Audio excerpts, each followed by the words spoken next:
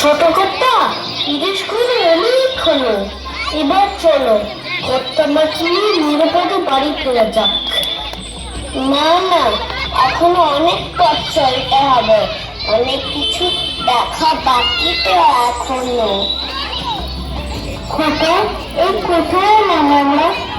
চারিদিক ধুধু করছে, কিছুই তো যেন ভালো দেখতে পাই না।